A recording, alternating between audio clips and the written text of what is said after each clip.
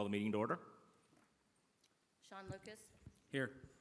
Justin Orff, Here. Jared Giddens, Here. Aaron Peterson, Here. Darlene Graham, Here.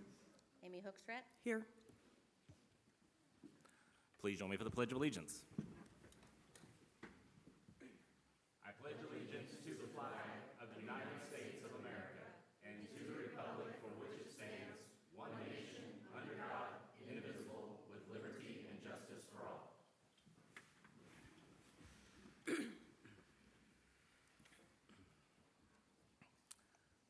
Before we begin tonight, I'd like to take a moment to have a moment of silence for the remembrance of the passing last month of Steve Russell. Steve was the chief of Nixa Rural Fire District. He was the first chief of the Nixa Fire Protection District. He was a member of the Fire District Board and a prior member of this council.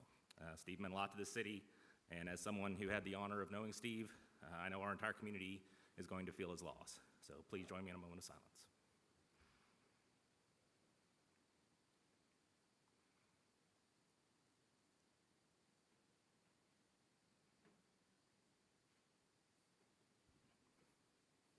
Thank you. And we will move on to the consent agenda. Does anyone have anything they would like to remove from the consent agenda this evening? Seeing none, take a motion to approve. I'll make a motion. Second. Roll call, please. Justin Orff, Yes. Jared Giddens, Yes. Aaron Peterson, Yes. Darlene Graham, Yes. Amy Hookstrat, Yes. Sean Lucas. Yes. And we'll move on to the visitor section. Do you have any visitors, Cindy? This evening we have Ron Sanders up to speak.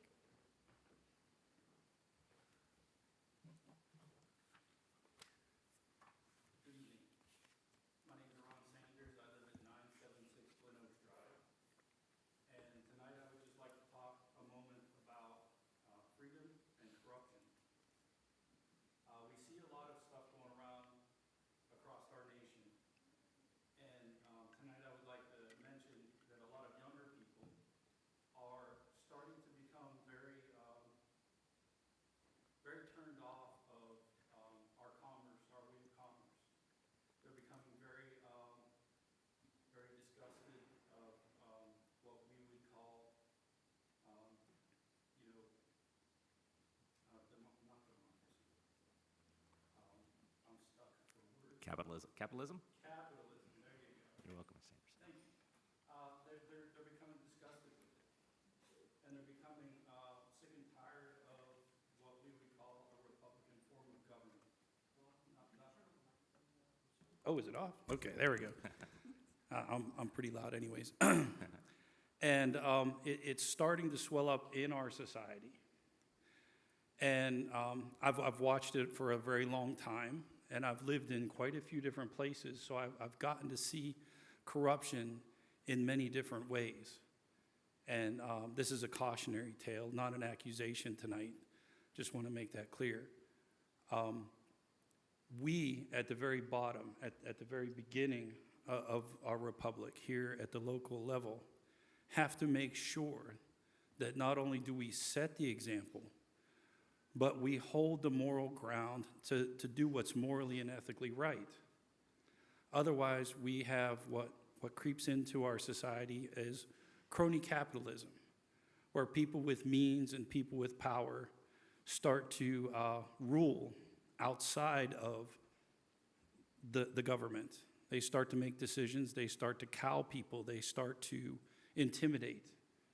They start to basically destroy what we have from the outside.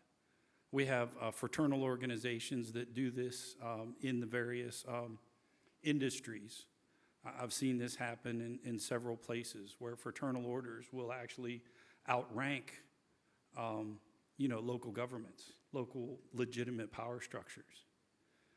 And we have to be careful that we don't let that type of power structure outside of our government creep in with its tentacles and start to make rules, start to intimidate people who stand up against them, start to corrupt the capitalism that we grew up on, that's founded this country, that has pretty much made it one of the greatest places on earth Everybody, I would say 90, 95%, maybe 99% of the people in the United States have air conditioning. They have TVs, they have internet. There are some people that choose to go without, but it's readily available, and over time, our capitalist way of growing has caused all of those luxuries to become so inexpensive that they're taken for granted. And then all of a sudden, we see what really is important start to become corrupt through the crony capitalists, through the crony system where people are making backroom deals, where people are corrupting what should be a foundation. And it starts here. And every time y'all look at things to pass here, you should be thinking about the moral and ethical implications of those things to pass. It's a great thing to see the chickens passing tonight. I hope they pass. But should we really be here? I understand that as cities grow, we do have to have rules to keep people civil from one another so that we don't have backyard squabbles, so we don't have neighbors going after each other and everything. But is the government really here to make HOA rules for everyone? Just something to think about. So whenever you guys decide to pass these laws, these ordinances, I want you to think of the moral and ethical implications of everything that you do, especially whenever it comes to money, especially whenever it comes to the real power, because power corrupts, and the absolute power corrupts absolutely. And you, of all people, have to keep that in mind at all times whenever you're conducting your business. Thank you. Thank you, Mr. Sanders. Do we have any other speakers? No other speakers have signed up. If anyone else would like to speak, you can do so at this time. Sure. Mr. Russell. Put your name on the little card there. Procedures to be followed. Just want to say, Chris Russell, Nixa Chamber, just thank you very much for Thank you very much for supporting the Sky High Fireworks Show. We had a successful event the other night.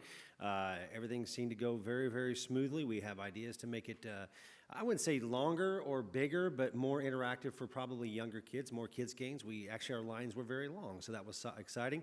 I know a lot of people got to view the show from around the area, not necessarily at the school, but we had almost nearly every parking lot filled up. And again, thank you so much for helping us bring that back to Nixa, guys. Thank you. Thank you. Thank you, Mr. Russell. Thank you.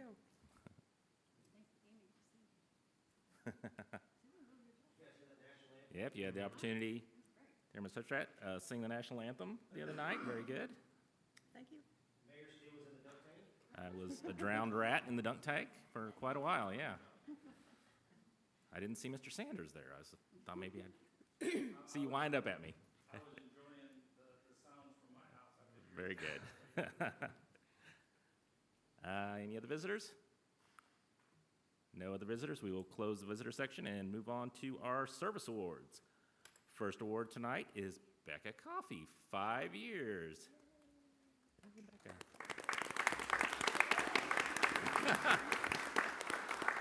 She goes, can I stand up now? Cindy, say something nice about Becca. Yeah, Mayor and Council, it's going to be pretty easy to do tonight. Becca came to us 5 years ago. I was looking for someone to fill a position that had great customer service skills, and Becca had a hospitality degree.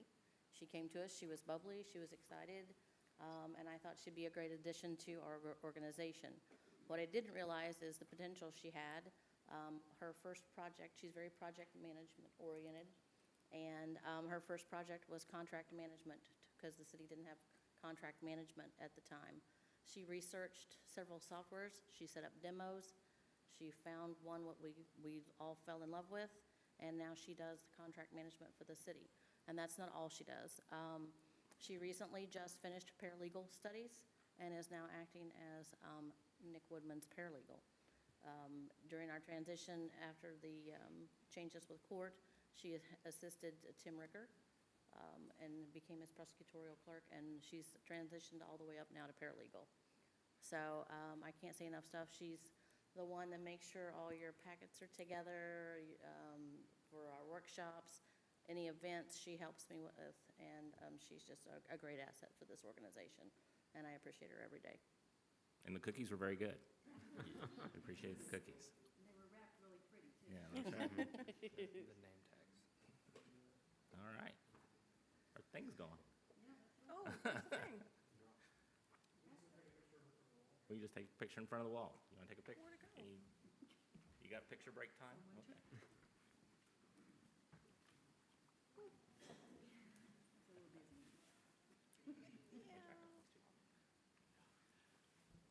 Steam. Sweater.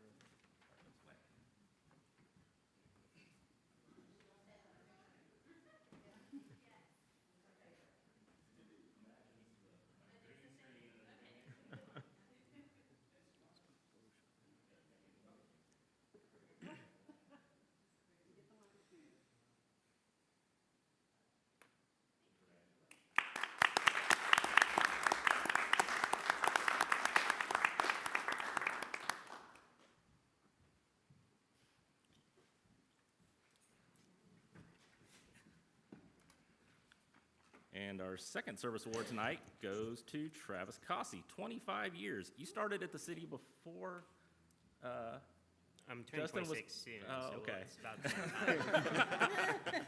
was born, so. I will let whoever they want say something about Travis. Well, Travis is currently my Assistant Director of Public Works and Utilities, so I want to take the opportunity to say a few things about him. Obviously, Travis was here long before I came, so I've only known him for 18 of those 25 years. However, worked with him very closely through all those years in development. We have regular meetings and that type of thing. The last year, he's come to work for us at Nixa Utilities and Public Works. Of course, with his knowledge and history and development, he knew a lot about Public Works to begin with, so he brought a lot to the table when he came in. Although he is still learning more every day, he has been overseeing, for the most part, a lot of the water and wastewater side of the house. However, he's involved in electric, he's involved in street projects. Because he's been on the OTO board for a number of years, he and Jeff have worked together on a lot of these street projects that are going on right now. He's been a great assistant to me by clearing some, taking care of some things that might have been falling off of my plate at one time, and he's picked that up and run with it. He's a great asset to have because of the knowledge he has, the experience he has here. I can't say enough good about him, to be honest with you. I've been very pleased that he's here. He's a great asset to us, and especially all of my crews have been able to, draw on his expertise as well. So,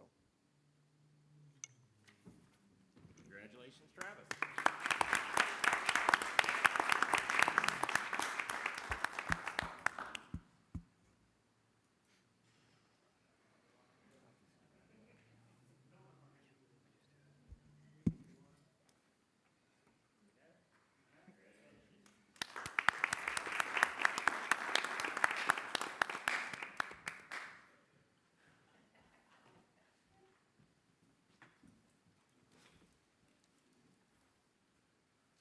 All right, we'll move on to our presentation for the evening.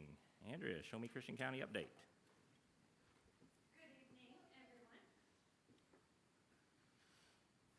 Are we on? Ooh, yes, I'm on. So it is always a pleasure to be here and to give you the monthly update of the information that's going on and the work that's being done by Show Me Christian County, your economic development liaison across this area. And so we have 3 active projects going on in Nixa right now, but I'll start with the Business Retention and Expansion Report. As you can see, our Vice President of BRE, Ms. Anna Evans, is working right now on targeting businesses that have multiple locations across the county. And so of those that she met with, 3 of those do have homes here in Nixa as well. And as you can see, as she's going down and really looking for these trends as we start to compile, there are 3 main issues that really keep resurfacing. The first of those is workforce availability, workforce issues from the federal level, and how that's impacting us here here at home. And you can see with the second point, if you'll scroll up just a little bit, the mandated minimum wage. And as that continues to increase, that is on the minds of our local employers and how that might impact them and the services they're able to provide and how they can stay competitive. And then the last of those is our lack of public transportation. And that is something not unique to this area. As we know, it is really felt all across Southwest Missouri. But we're hearing that from our employers, and we want to continue to share that with you. Also, we are working with the Southwest Missouri Council of Governments just as their liaison to their long-term recovery plan, and that is a grant-funded opportunity that they have through the Economic Development Administration. And so we're working to coordinate with Nixa as well as the other communities across the county. If you'll head to the staff report, I want to highlight that and then some other information that is evolving just real time for you as far as it relates to this community. Project Eli is one of those that we are working on, and it is here in Nixa. We are working on that in cooperation with the Nixa Chamber, and have recently met with those individuals and debriefed. They have done a lot of research leading up to this project and actually did some peer review trips for like-minded industries in which they want to bring here to this community. So we were able to debrief. They are really defining their business plan, and we're working on some financial projections from their design professionals so that we can work all the way down to what they want to do as far as their projections and how that will impact their bottom line as we work towards funding. So the USDA has a business development program that we will be pursuing or have hopes of pursuing for this organization. And that will either be Show Me Christian County serving as the applicant for that, or the city of Nixa potentially, as public or private entities are not eligible to apply for that. So again, we're looking at all ways that we can diversify capital stacks for these projects and make them more feasible. Project Bowthorpe is one that is not on the staff report, and that is something that I wanted to highlight for you. That was recently brought to our attention from the Department of Economic Development as a retention project. So we are working alongside DED in hopes of retaining those jobs. It is a local business that is being acquired from a company that's out of state. We have full faith that those jobs will stay here in the county and stay here in Nixa, but we just want to keep you aware that we're working on those issues. A lot of times retention is just as important as those attraction projects that we may work on. And then Project Life is one that we noted was an SREP project to us. These again are often funneled from the Missouri partnership and then down to the region and sent to us. We were able to submit of 2 of the 4 that we received, and of one, Project Life, we have now received 3 different stages as far as continuing requests for information. So we were able to submit that originally with assistance from Mr. Tyson and Doug Colvin. And then the second request was for utilities, again, working very closely with Mr. Colvin on that. And as it continues forward for local incentives, we are working with city partners. Just to give you an idea of the weight of this, you can see it there in your staff report. 550 jobs potential with over 70,000 average wage and 83 million in capital investment. So this one opportunity, again, we're still in the very initial early phases, but this one project would be 138% of the 5-year total that you have agreed upon and endorsed through this organization, and 332% of the capital investment. So we are trying everything in our power to work with everyone involved and make sure that we are putting our best foot forward. From a workforce perspective, Mark Wallace is actually getting promoted on July 1st into a Vice President of Workforce Development position. Again, noting back to your BRE report, that's the #1 issue that we're hearing all of our employers bring to us. And so we want to have a very proactive approach to our workforce strategy. And recently, he held the first Workforce Development Roundtable, bringing together our superintendents and OTC. We want to do this on a regular basis so that we are collaborating, working to support their strategic plans as we also work to close that gap for our employers. I already noted our BRE report. There is another Nixa retailer that is not listed in your staff report, and they are growing and expanding. So we recently just sent them a suggestion of available space that we know of here in this area, again, still in the city limits, where they could continue to expand and do their operations here in Nixa. Of our new board members, just more internally, we are really seeing not only support, but definitely encouragement and engagement from our regional partners. New board members that are coming online with us, we have Mayor Clint Ellingsworth from the city of Highlandville. He will be replacing Mayor Jenny Davis from Sparta. Jason England serves as the Executive Vice President of Lending for Arvest Bank, and recently relocated from the Northwest Arkansas area. So we're very excited about the experience that he'll bring from that high-growth region into Christian County. Jared Giddens will be joining us from Meridian Title in that business development role for our board member at large.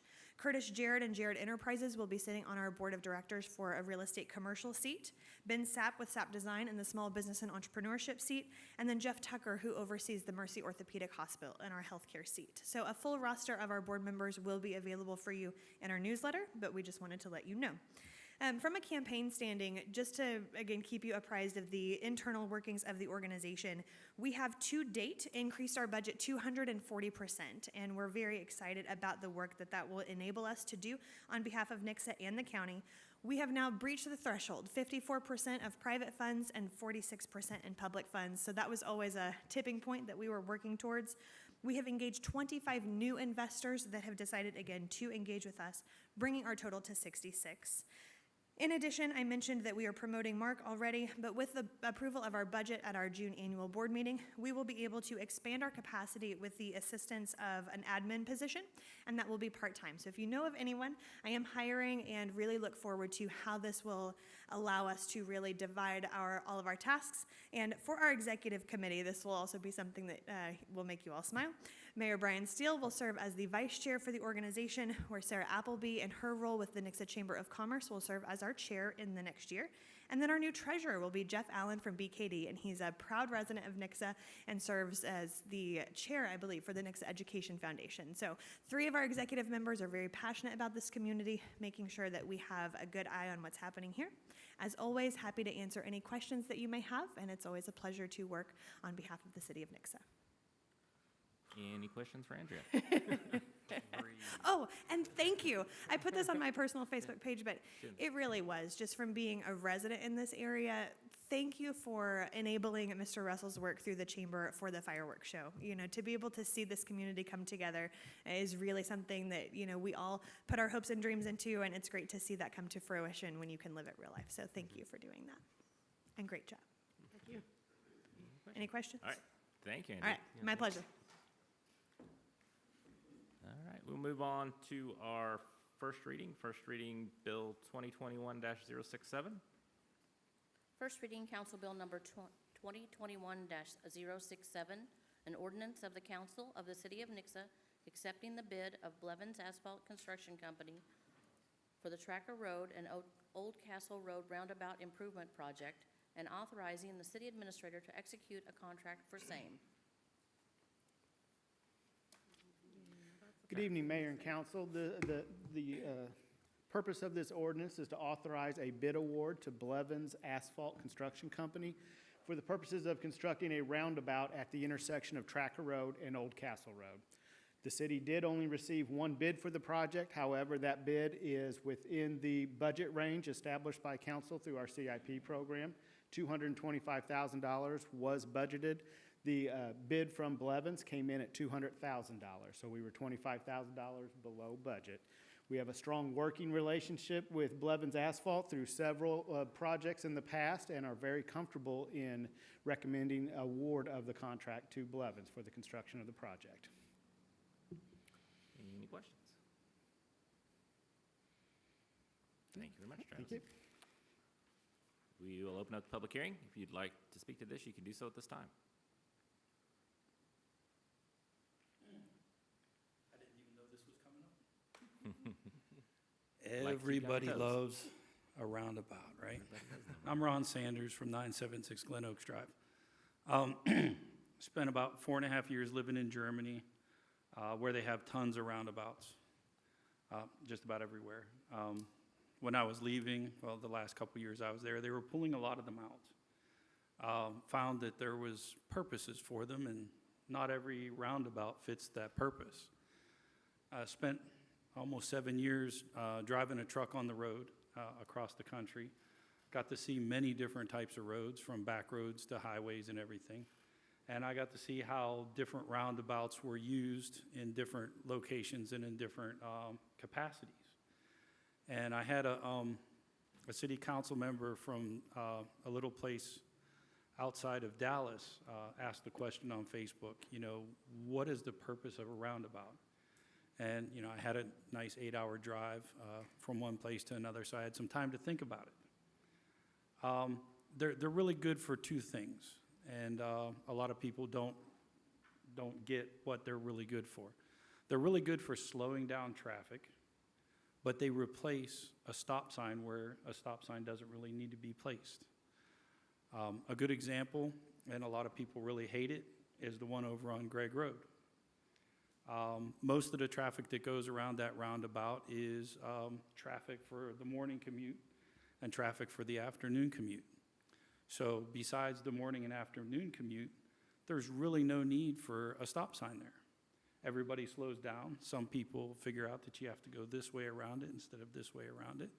A few people have figured out that if you're going to go 3/4 of the way around it, you're going to turn your turn signal on just like a left turn to let everybody know, hey, I'm going all the way around the roundabout. But in the morning, and we are very traffically challenged here. I was proven wrong by my son that it's faster to drive to North Springfield by driving down Gregg Road and then getting on 160 and going up and getting on the bypass and going all the way up to North Glenstone. I've been going all the way over to Ozark and catching 65 up. It's way faster. I get to drive fast for almost 20 minutes, but it's actually 5 minutes faster. One of the reasons that it's 5 minutes faster is because of that circle that would be a stop sign on Gregg Road, because morning commute traffic doesn't have to stop. It slows down, but everybody going north keeps on going north.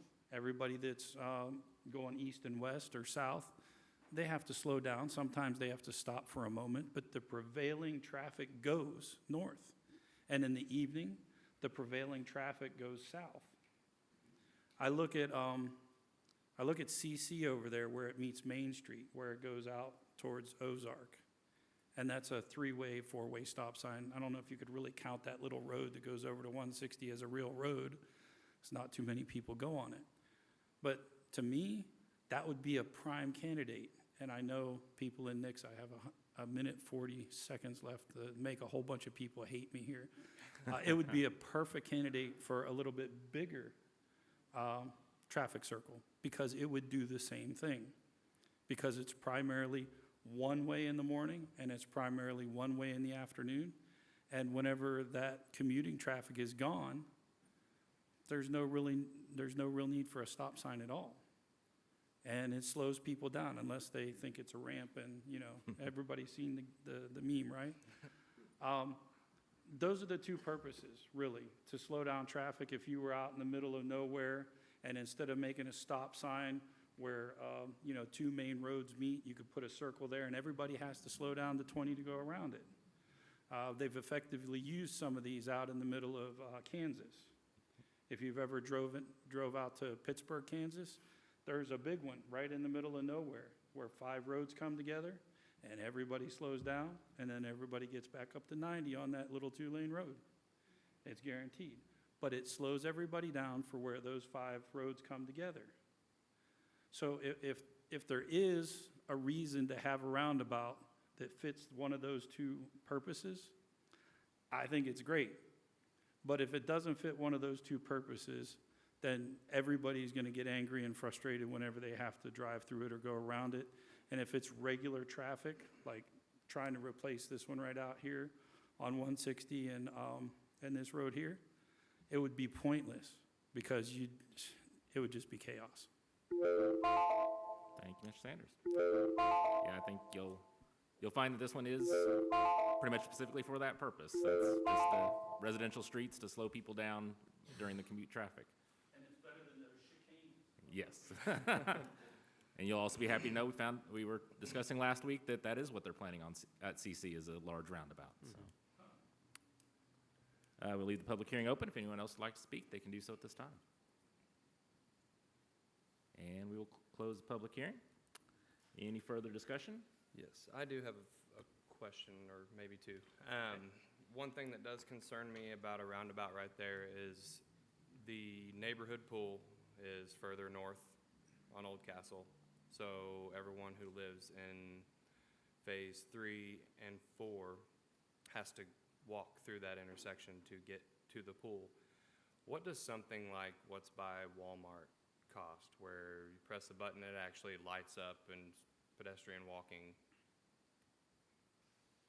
Anybody remember when that was purchased?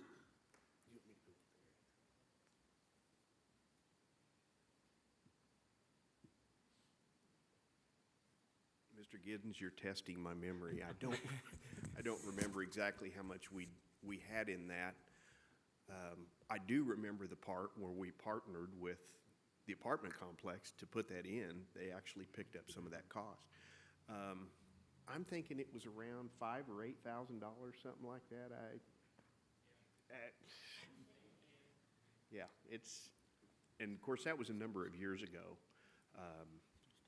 to have that. They've got several different types now. They use infrared, or they use, they've got one down here on Nicholas coming out of Oakmont, the same way. So in a roundabout, though, you'd need to put 4 of those in. Yeah. You'd have to have one at every single corner. Now, the way they design the roundabouts with the sidewalk crossings, though, is very good. They actually put center, or kind of like, I call them safety zones, in that median piece, so someone can stop in the middle if they need to, if traffic isn't doing what they should do, and stop for pedestrians. So in that design, that's one of the things that we look at really close, is how do you get the pedestrians through it? So I see Justin nodding his head. He knows what I'm talking about. So it does have marked crosswalks? Absolutely. on it? Okay. It absolutely does, yes. Okay.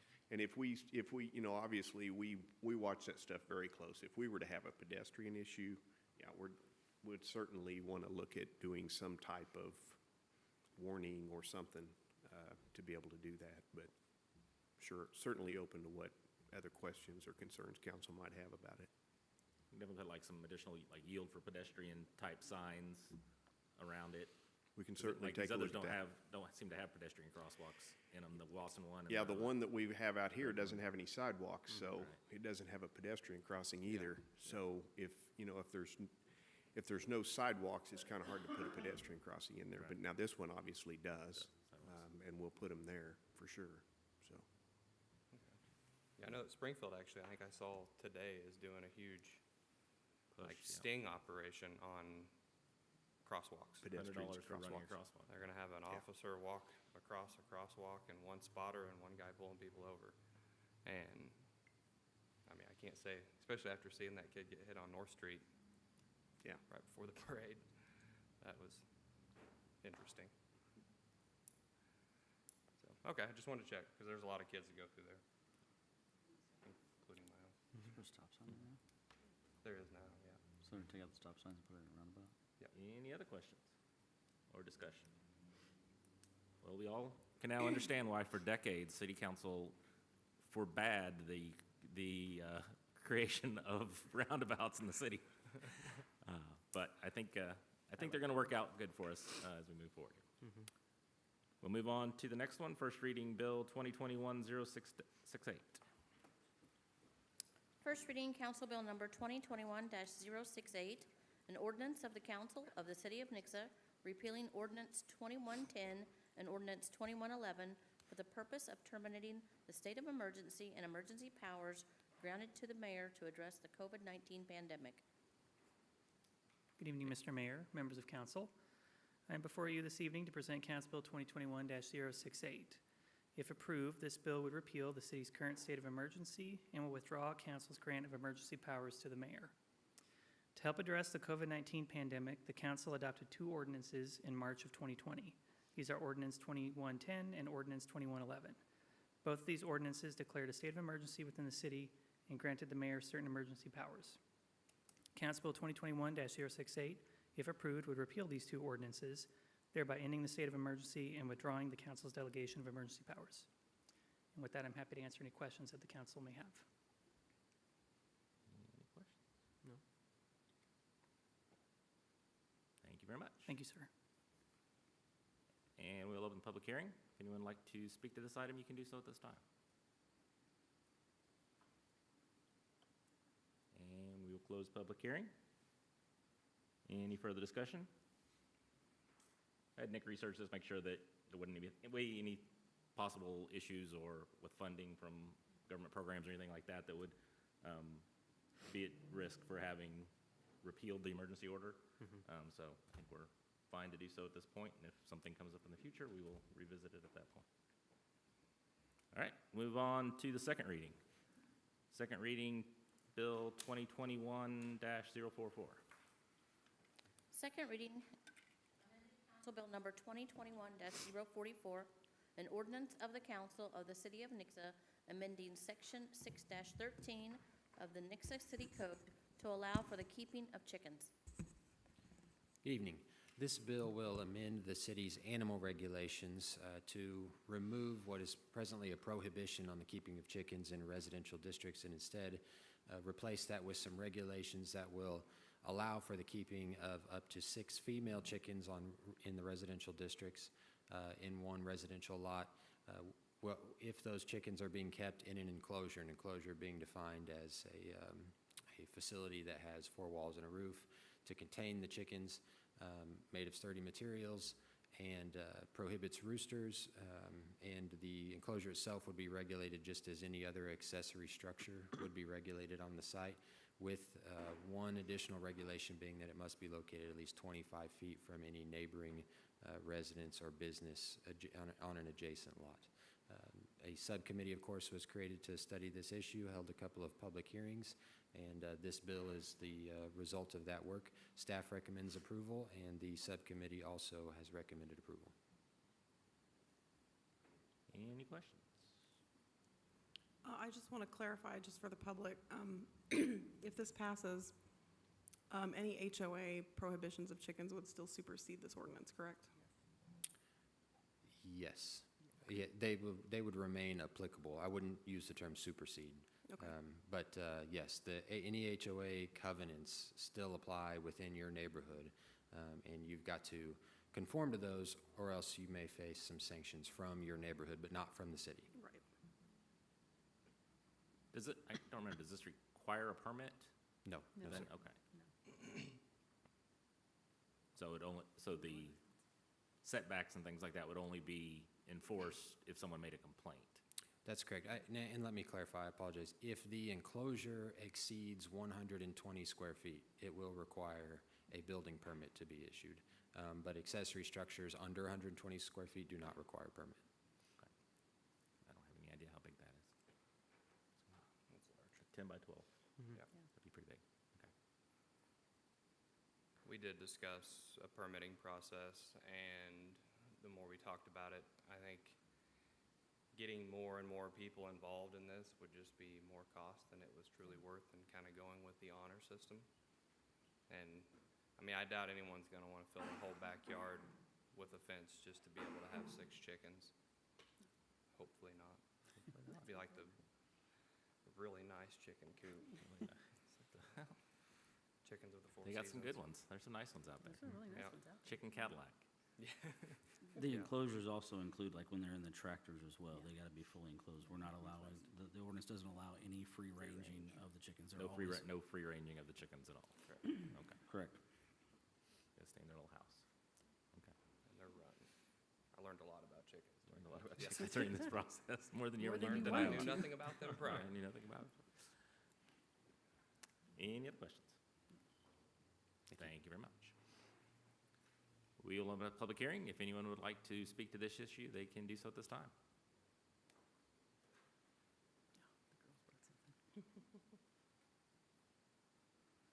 You didn't bring us We chicken, get free- did you? Is it fried chicken?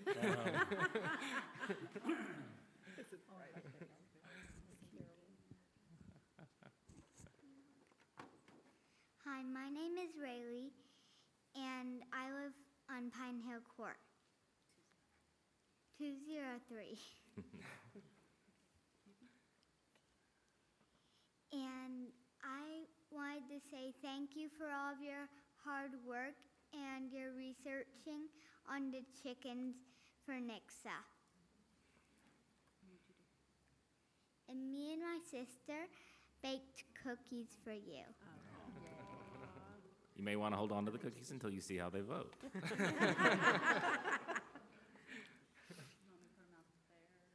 You can give them to Give 'em to Cindy. Cindy. Cindy will take the cookies.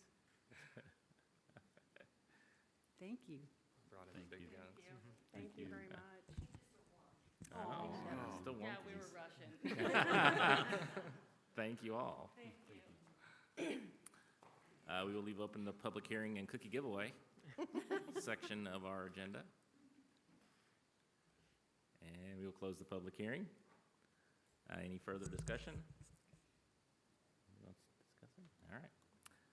Need a motion to approve? I'll make the motion. Second. Roll call, please. Jared Giddens, Yes. Aaron Peterson, Yes. Darlene Graham, Yes. Amy Hookstrat, Yes. Sean Lucas, Yes. Justin Orff. Yes. Hallelujah. Finally. 12 years later. Can we take a break to eat some cookies? Elizabeth will probably get the cookies for us and pass them down the aisle. Would you want I to can eat go the get cookies? them. Yeah, I mean, it's a cookie.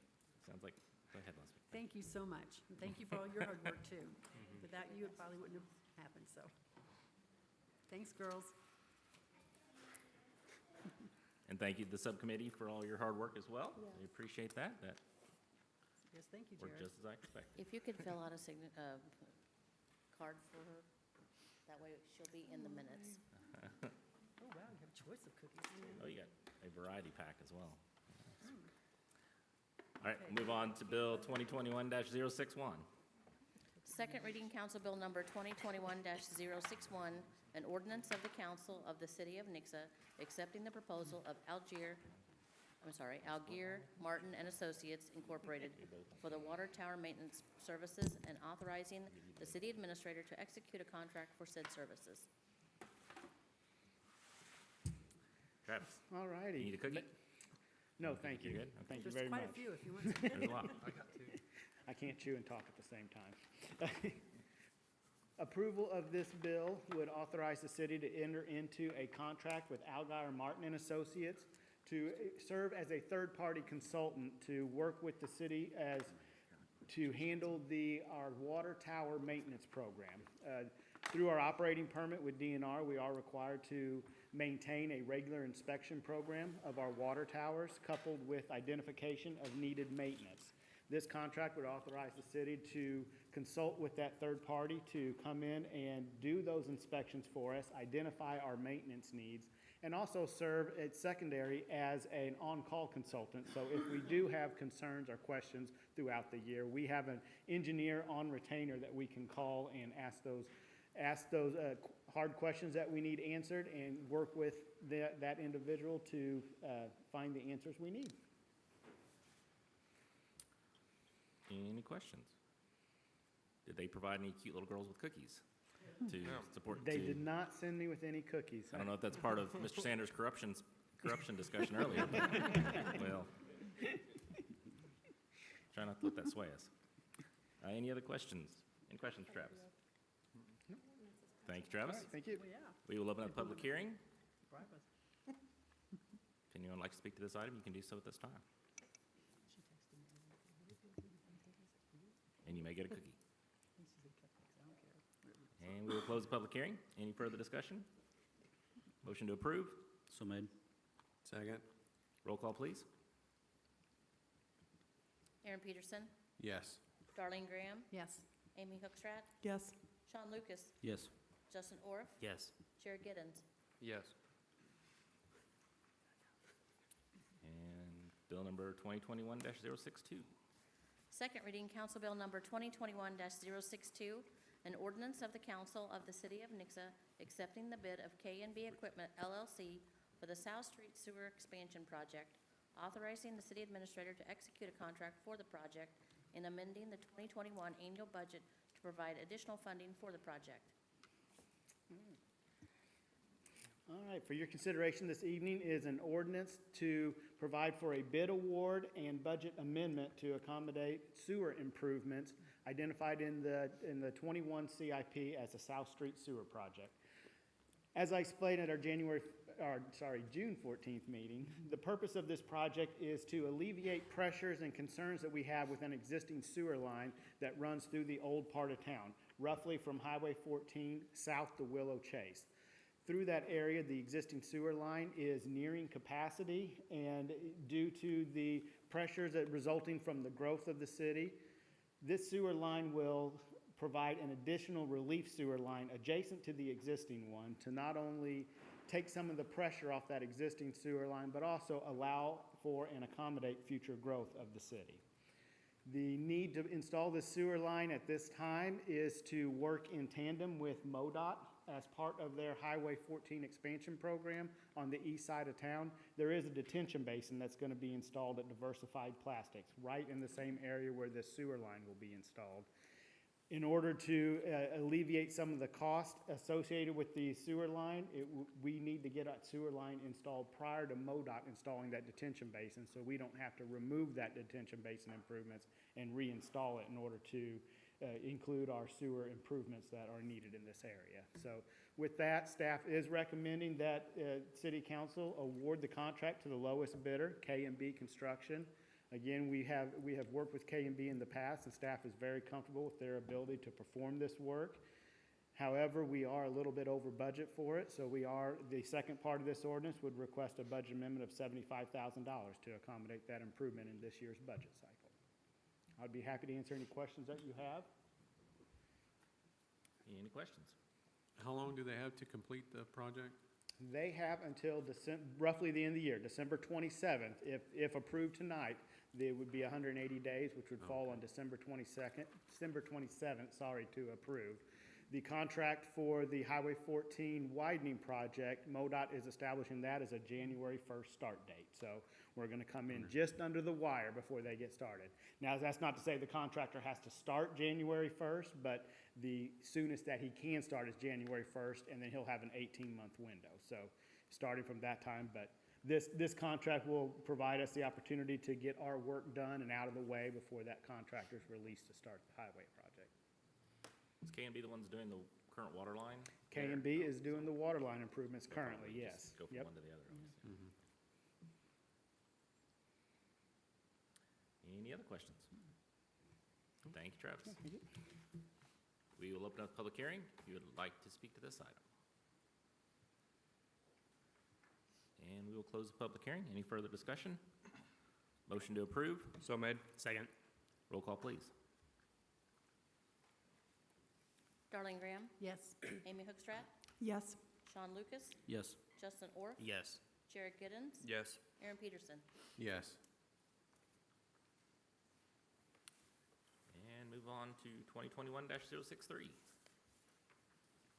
Second reading, Council Bill Number 2021-063, an ordinance of the Council of the City of Nixa rezoning the real property generally located at 203 East Mount Vernon Street from a neighborhood commercial district, NC, to a general commercial district, GC. Good evening. This bill will change the zoning of approximately 3 acres located at 203 East Mount Vernon Street, I think more commonly referred to as the old feed mill or old feed store. It will change the classification from neighborhood commercial, which is its present zoning, and place it within the general commercial zoning district, giving it a new set of permitted land uses, those permitted land uses being of slightly greater intensity for the most part, although there is some overlap in terms of permitted uses between neighborhood commercial and general commercial. But generally speaking, there will be some more intensive uses that are permitted on this site if the rezone is successful. The site is presently located with immediate access to all municipal utilities, all of which are of sufficient capacity to serve general commercial land uses at this site. It has direct access to Mount Vernon Street, which is also State Route 14, a primary arterial in the city of Nixa and in our region, again, sufficient to support traffic generated from any of the general commercial uses that might fit on this 3 acres here. Upon development, there will be some stormwater improvements necessary since the original development predates any of the city's stormwater regulations, and also some screening required because will be general commercial zoning up against adjoining residential land uses. The Planning and Zoning Commission held a public hearing on this issue and unanimously voted to recommend approval. Staff has also analyzed the request and is also recommending approval. Any questions? Thank you, Gary. Thank you. And we'll open the public hearing. Anyone like to speak to this item?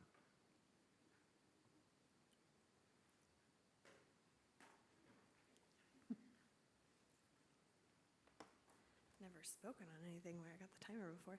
Andrea Seitz, Show Me Christian County. Just really in favor of this project and being able to rezone it to general commercial. I feel like this really does align and support the economic development goals of the city's 5-year strategic plan as far as it relates to developing that downtown core and opening it up for higher uses. So we would love to see more commerce bringing into downtown, especially with events and things like that we've worked so hard to promote with all of your partnerships, and just wanted to say that we are definitely in support of this rezone. Thank you, Andrew. And we'll leave open the public hearing. And close the public hearing. Any further discussion? Motion to approve. So made. Second. Somebody down that way. Sean. Thank you. Roll call, please. Amy Hookstrat, Yes. Sean Lucas, Yes. Justin Orff, Yes. Jared Giddens, Yes.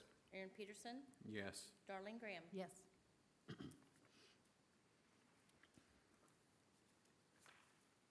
Second reading bill 2021-064. Second reading Council Bill Number 2021-064, an ordinance of the Council of the City of Nixa amending Section 20-276 of the Nixa City Code to establish when drivers are required to yield the right-of-way at certain intersections and when making left turns. Good evening, Mr. Mayor, members of council. I'm here to present Council Bill 2021-064. It's before the council this evening for its second reading and potential final passage. The bill was first read by the council at the June 14th regular city council meeting. If approved, this bill will modify Section 20-267 of the Nixa City Code by adding language to establish when drivers are required to yield at certain intersections and when making left turns. As mentioned at the previous council meeting, this added language is based on language found in state law at Section 304.351 RSMO, an attempt to harmonize the city's regulations with those of state law. And if there are, with that, I'm happy to answer any questions that the council may have. Any questions? Thank you, Nick. Thank you, sir. We'll open the public hearing. And we will close the public hearing. Any further discussion? Motion to approve. I'll make a motion. Second? Roll call, please. Sean Lucas, Yes. Justin Orff, Yes. Jared Giddens, Yes. Aaron Peterson, Yes. Darlene Graham. Yes. Amy Hookstrat. Yes. And 2021-065. Second reading Council Bill Number 2021-065, an ordinance of the Council of the City of Nixa amending the 2021 annual budget to appropriate additional funding for a certain cost apportionment agreement between the city and the Missouri Highway and Transportation Commission. All righty, during the design of the East Highway 14 improvements, the city reached out to MoDOT and asked that 3 items be added to the design and construction phase of the highway. Those three items were sidewalk improvements on East 14, also changing out of the light poles at the Main and 14 intersection from the galvanized poles to a powder-coated black pole.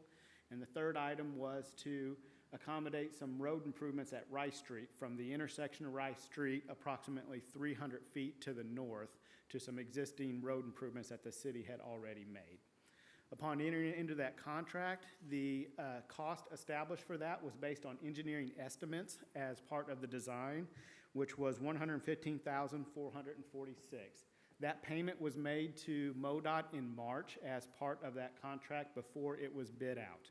Once the bids were received, there was the one item in the three that were bid out, Rice Street improvements, that came in over what the engineer's estimate was for the project. Because of that, in order to honor the terms of the contract, MoDOT has requested that we provide an additional payment in the amount of $5,854.10. This does require a budget amendment, as the initial $115,000 was made a part of our CIP program. At the June 14th meeting, there was a question raised regarding our ability to eliminate the powder coating of the poles at Main and 14 and apply a portion of that $11,000 towards the needed $5,800 and receive a refund.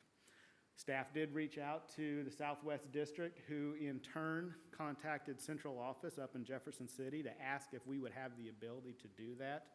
Because this was a contract that was entered into at the city's request, and the project was publicized and bid out based on the parameters that were established as a result of that contract, MoDOT's only recourse would be to reject all bids and rebid the project. Because of that scenario, they are formally requesting that we honor our contract and pay that bill of $5,854.10 to allow that project to be awarded to the low bidder and allow that project to move forward.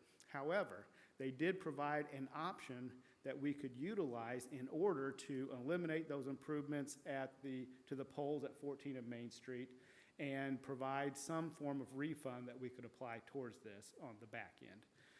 That would be to ask for a contract addendum once it is awarded, which that contract addendum would eliminate those improvements.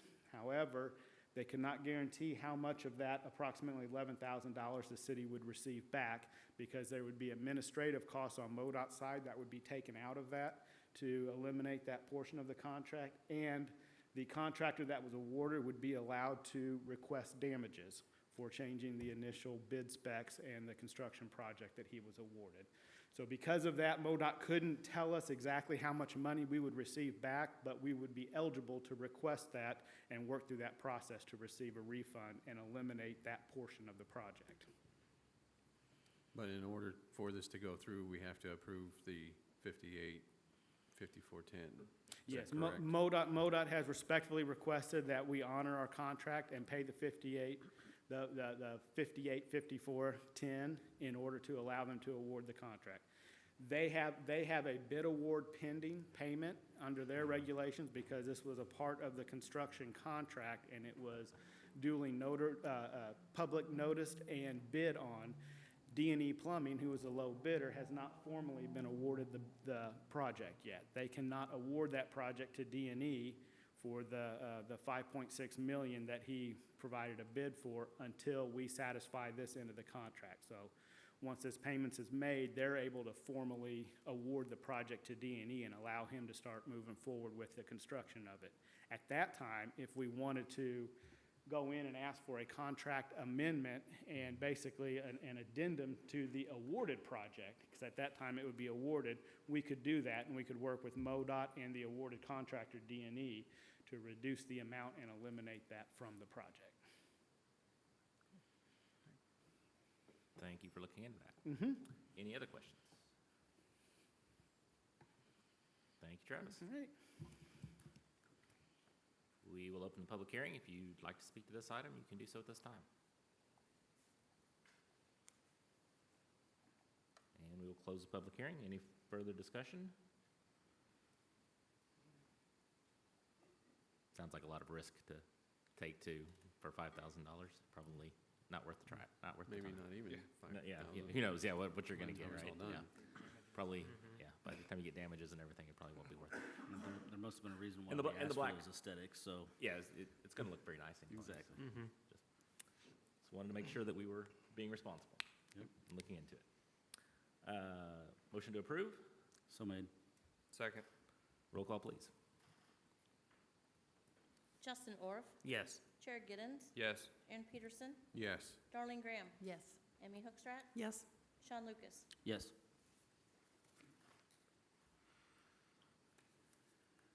All right, and 2021-066, please. Second reading, Council Bill Number 2021-066, an ordinance of the Council of the City of Nixa authorizing the city administrator to execute a certain water connection agreement. Mr. Lyles. Yeah, Mayor, Council. First, I apologize for missing the last meeting. I had a family emergency, but Doug did a fantastic job explaining the water connection agreement in my place, so I want to thank him for that. But I will do a quick recap of the agreement. So you can see in the memo that Nicholas Heights, which is located on North Nicholas Road and currently has one water connection supplied to the property, has requested a second water connection. Now, this kind of, just to give a little bit of history, this dates back quite a while. Back in 1994, there was, appears to be some easements that were granted to the city in exchange for water connections to both Nicholas Heights and to the property located just to the north of Nicholas Heights. As you can see in the exhibit, or as in the agreement, is referred to as Exhibit 1. Unfortunately, things were not recorded properly at that time for unknown reasons. In 1994, it was way before my time, but it is apparent that it was not recorded properly. So therefore, the city is unclear to the nature of the connections both to Nicholas Heights and to the property to the north. But we do know that there was a water connection that was given to the property to the north, and they've requested that that connection be transferred to the Nicholas Heights property. So this agreement before you tonight allows the transfer of that connection from the property to the north to the Nicholas Heights property. Staff is recommending the approval of this ordinance that would allow me to enter into the agreement for the water connection. I'd be happy to answer any questions you may have. Any questions? Okay. Thank Thank you you. very much. And we will open up the public hearing. If anyone would like to speak to this item, you can do so at this time. And we will close the public hearing. Any further discussion? I guess I do have one more question, sorry. So this is done, will this clear everything up and have? Yes, it should clarify Okay. all the water connection rights to both properties, and we will also ensure that it is recorded properly. Awesome. This has been going on longer than he's been alive. Yes, perhaps so. They started before that. Yeah. Any other questions? Motion to approve? I make the motion. Second, Roll call, please. Chair Giddens, yes. Aaron Peterson, Yes. Darlene Graham, Yes. Amy Hookstrat, Yes. Sean Lucas, Yes. Justin Orr. Yes.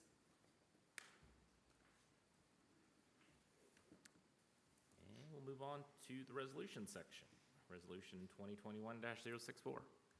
Resolution number 2021-064, a resolution of the Council of the City of Nixa authorizing the city administrator to execute a sponsorship agreement with Lando. Good evening. This resolution before you will allow the city administrator, as Cindy just said, to enter into a sponsorship agreement with Lando. Lando is a long-running sponsor that we've had within the department, and so it's something that we've done annually for many, many years.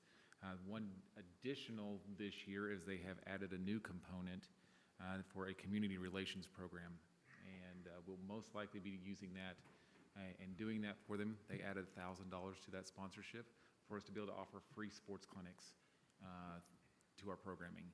And so it'll be free to the public, something that we can just offer for free, and they'll sponsor that. And so it'll be a great little addition in programming that we'll be able to offer this fall. Any questions? That's great. Thank you, Matt. Awesome, thank you.